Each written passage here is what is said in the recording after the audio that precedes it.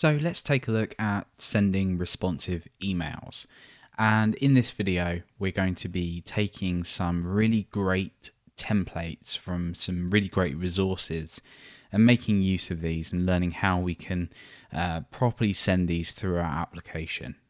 We're not going to be looking at actually building the responsive email because this does take a lot of time and a lot of energy.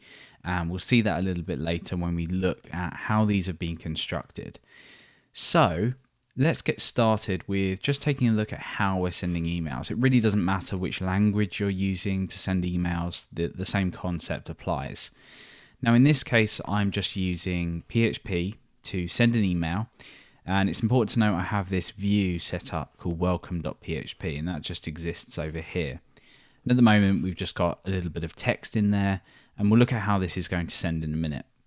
So what we see here is we're sending it to this email address, and we have a subject here. This unique ID is just so Gmail doesn't categorize these emails, so we can look at them individually.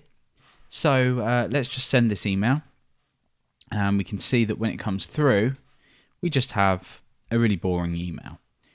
So the next step then is really just to decide which kind of template we want to work with. And these are really great resources. So the first one that we're going to take a look at is probably one that I would use myself by Zerb, who are the creators of the Foundation front-end framework. And they've put together a collection of email templates that we can download. And we're going to be looking at how we can download these and modify them and then convert them over so they can be properly displayed in pretty much all email clients. So yeah, we have these templates available down here, but Zerb have also released a responsive email framework called Ink, which I would highly recommend you check out after you have looked at the basics of doing this. And when I was browsing this site, what I found really interesting is that they did struggle to create these templates. And you can go ahead and click this and see their blog on how they did everything. So that's a really interesting read if you want to find out more about how they did this. So there are other options. So this is another one that I have used. If you just head over to GitHub, you can go ahead and download all of the files that you need on this. We're not going to be using this one. We're going to be using the Zerb templates. But there are other options out there, just so you know. You can have a little browse around, a little search around and find one that's going to work for you. So let's go ahead then and look at pulling down this template. We'll pull it up in our browser, as you can see it here, and we'll go ahead and look at how we can put it into our application, modify it, and then send it through. So go ahead and hit the download button. And once you've downloaded that, you'll see, if we just close this project, you'll see that we've got a basic.html file. So you can see all of this markup just here. And we've also got the style sheets in here as well, so email.css. So these are the style sheets for our responsive email template. Now, we can't just send this as it is because we can't necessarily link in a style sheet within an email. So we're going to be slightly modifying this in certain ways just before we go ahead and convert this over and send it out. And by convert, I mean placing all of our styles in line.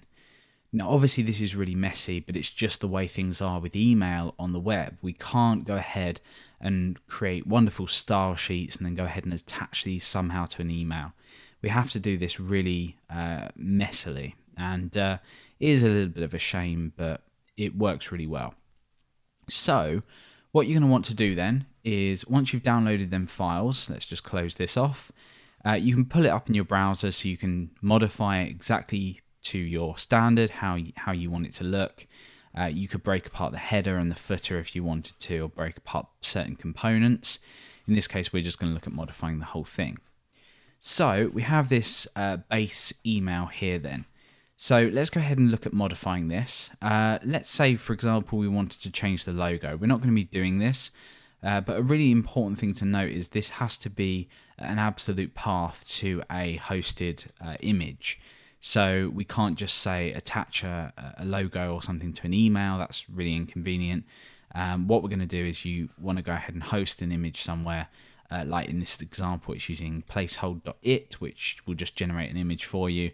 And you can just go ahead and include that in there. So let's just scroll down and let's just change some of this. So let's just say responsive email. And I guess we could leave it at that for the text, just so we can see some of our own content come through. And all I'm going to do is just delete this section down here. So let's go ahead and search for connect with us. And this is nicely laid out with comments as well. So you can see the end of the social and contact here. You can just go ahead, pull this up and get rid of that. There we go. So we've now got this, which we're going to be sending to our email client. We can have a look at it in here. And obviously, if you have a phone as well that's connected, you can go ahead and look at it on that as well.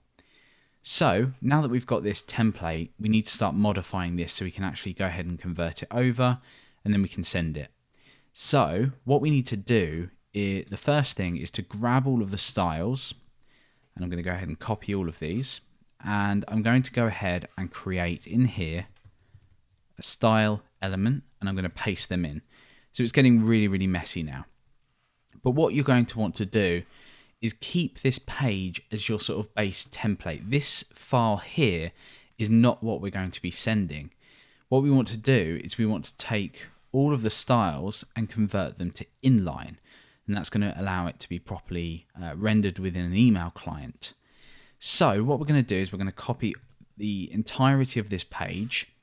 And there is an amazing resource called Premailer. And all this allows you to do is, if you're not using, if you are using local mail, or you're using something like Mailgun to send emails, you can go ahead and convert your email so it's properly displayed. And you could do this anyway, just to make sure, but generally you're going to want to do this. So with this, we can use the URL as the source, we can paste the HTML in, which is what we're going to be doing, etc. So we're going to click this, and we're going to paste all of that in. And we're going to head down to our submit button, go ahead and click that, and we now have the result just here. So let's click this and copy everything in. And for the email, remember it's stored within welcome.php, so we're just going to paste this in here.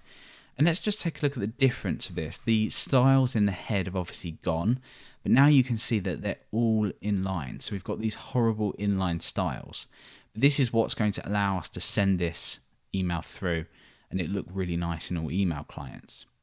So now, rather than sending that plain text, we now have our converted responsive email ready to go, and we can go ahead and send this email. So let's head back over. Let's just close this off. Let's head back over to here and refresh.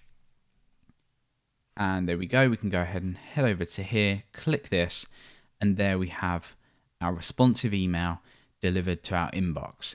You can obviously go ahead and pull your browser in to kind of see the responsiveness, but obviously this would be best be viewed on a smaller device or something like that. And that is pretty much it. This is the way that I generally tackle setting responsive emails within my application. Remember that as long as you're storing your base template somewhere that you can modify later, so for example, if you wanted to down here somewhere, go ahead and output a name maybe in here, at least then you've got a clean version of your template that you can modify.